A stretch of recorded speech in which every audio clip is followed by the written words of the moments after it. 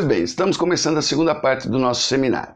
Objetivamente, é o trabalho humano que surge como princípio de igualdade no processo de produção de mercadorias. Ora, como diz Lukács lá, para medir os valores de troca das mercadorias pelo trabalho contido nelas, os diversos trabalhos devem ser reduzidos a trabalhos sem diferenças, uniforme, simples, em breve, a trabalho que é qualitativamente o mesmo e por isso se diferencia apenas quantitativamente. No curso do desenvolvimento da produção capitalista, o trabalho abstrato ele passa a ser mensurável, sendo ao mesmo tempo produto e condição da produção capitalista.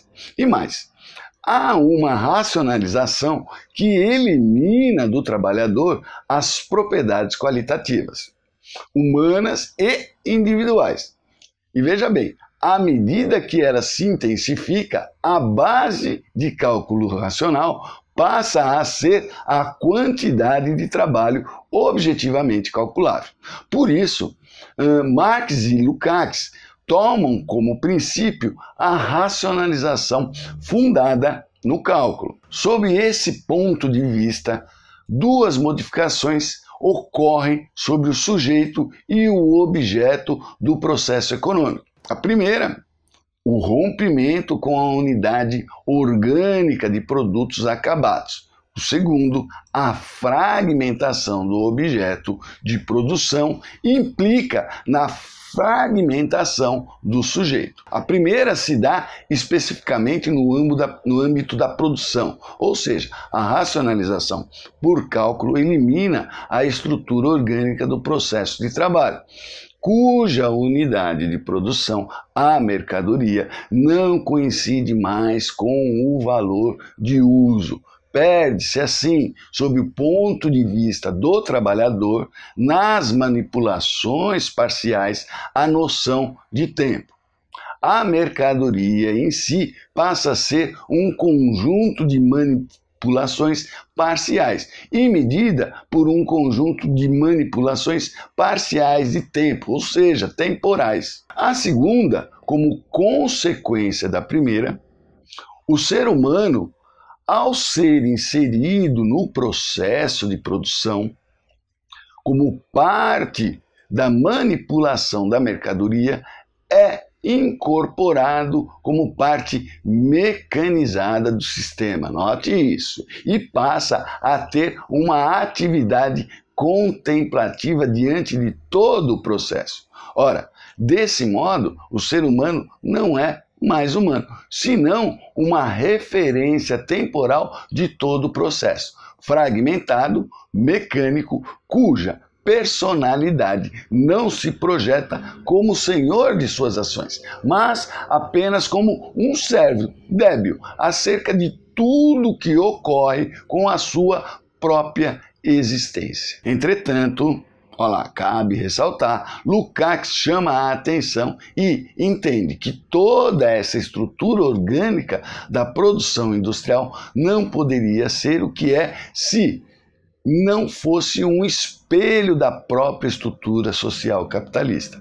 É condição para o processo empresarial, o espelhamento da sociedade na empresa. No capitalismo moderno, as relações humanas originais, valor de uso, passam a ser substituídas por relações racionalmente reificadas, valor de troca, o que significa dizer que a racionalização deve englobar todos os aspectos da sociedade. O humano automatizado e isolado no processo de produção não é nada senão reflexo da consciência de que as leis naturais da produção capitalista abarcaram o conjunto das manifestações vitais da sociedade. Esse pensamento a gente encontra lá na página 208. A constatação de que o valor de uso é substituído pelo valor de troca em todas as instâncias da sociedade muda objetivamente o modo das coisas e dos seres humanos se relacionarem no interior da sociedade. Como ressalta Lukács, embora as formas de capital estejam submetidas ao processo do próprio capital, elas se transformam nos verdadeiros representantes da vida social. A consciência do humano fica reificada. Isto faz da mercadoria, como forma de caráter mercantil, a forma de manifestação do imediatismo da consciência reificada. É importante notar aqui, neste movimento da reificação, a qual a consciência humana é submetida, que ela penetra de tal modo nesta consciência que o comportamento humano faz da mercadoria um fetiche, que se explica pelo caráter contemplativo do ser humano diante de todo o processo de produção.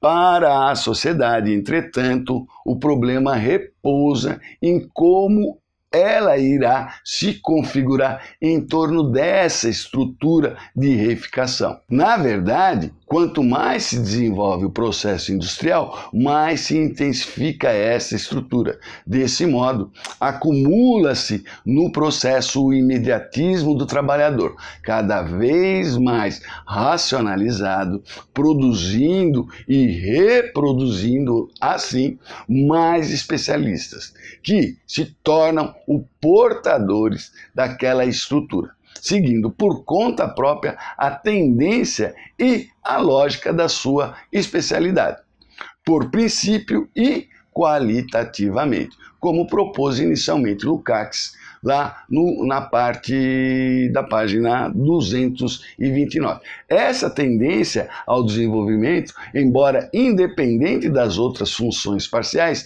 acabam por configurar racional e funcional as leis de toda a sociedade. Aqui entra justamente a estrutura da reificação, que abarca todas as instâncias da sociedade. Essa conclusão se encerra quando se percebe que a separação da força de trabalho e da personalidade do humano transforma, ou seja, sua transformação em coisa, em objeto mercantilizado, e se repete como categoria universal de toda a instância social. Olha lá, Lukács vai dizer o seguinte, a racionalização capitalista, que se baseia no cálculo econômico privado, reclama em toda a manifestação da vida essa relação mútua entre o promenor submetido às leis e à totalidade contingente. Ela pressupõe uma sociedade assim estruturada, produz e reproduz essa estrutura na medida em que se apossa da sociedade. Isso tem seu fundamento já na essência do cálculo especulador, da prática econômica dos possuidores de mercadoria, no estágio em que a troca de mercadoria se torna universal. Esse trecho está lá na página 222. Lukács, portanto, inicia a terceira parte do seu texto afirmando com a especialização do trabalho, perdeu-se toda a imagem da totalidade. A questão aqui é saber ainda qual é a implicação dessa afirmação para a compreensão da totalidade, segundo as configurações sociais. Pois, se, por um lado, a sociedade se configura por meio de um todo que não pode ser percebido por si mesmo, por outro, a parcialidade dessa sociedade não pode de modo algum perceber o todo, por estar justamente voltada para si mesmo, como forma parcial, racionalizada, autônoma e isolada. Primeiro, Isso implica que não se pode pensar a sociedade a partir de uma consciência reificada, ou seja, a partir de comportamentos subjetivos. Segundo, que as leis que regem o sistema de transformação, ele próprio, em um sistema parcialmente fechado e, desse modo, impossível de se compreender o todo a partir das leis que regem tal sistema. A crítica, portanto, parte da consciência de não poder tomar as conceituações das ciências particulares, como propôs lá Horkheim, por meio de um trabalho coletivo interdisciplinar.